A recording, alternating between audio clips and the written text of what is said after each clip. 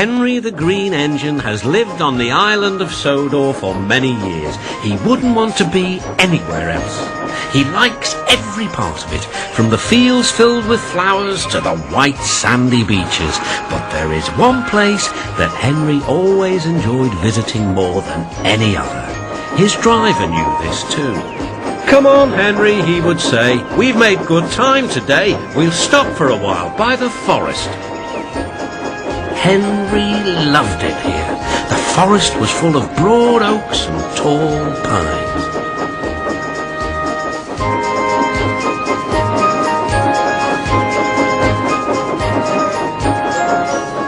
Henry could remember the day long ago when he and Toby brought some new trees to be planted and Terence and Trevor helped haul them into place. Now he could see the trees growing amongst the others on the hillside. Henry always felt better for being here. He couldn't really explain why, but his driver understood. "It's peaceful," he said to Henry. But one night, everything changed.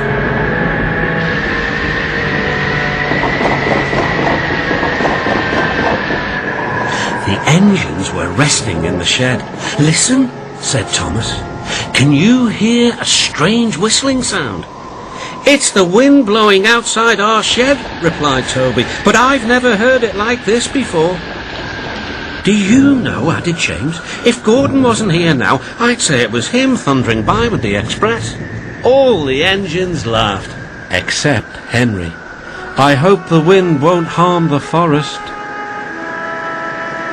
By morning, the fierce winds had gone, but the damage was done. Henry's driver came to see him in the yard. "Trees have fallen on the line. We must help clear the tracks." Donald set off with the breakdown train, and Henry followed. Trees lay everywhere.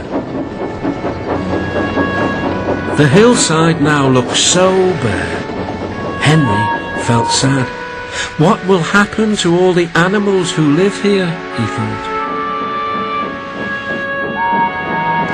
When Henry's flat trucks were full of logs, he took them to the timber mill, where they would be turned into furniture and other things. Henry was glad the wood was being put to good use, but he was still sorry to lose part of his forest.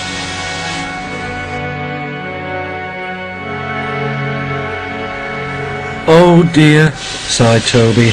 "I wish there was something we could do to make things better again."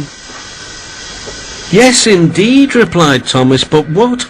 We can't mend broken trees." Toby puffed slowly into the yard. "Hello, Toby," said the Fat Controller. "You do look glum." "I'm sad about the trees," said Toby, "and so is Henry. The forest is a special place to him. Now some of it is gone." "We'll soon put that right. I have an important job for you, Toby. I would like you to take some trucks to the forest."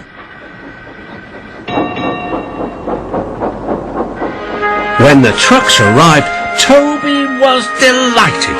They were full of splendid young trees, all ready for planting.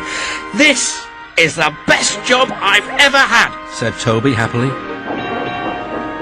When Henry returned, he was most surprised.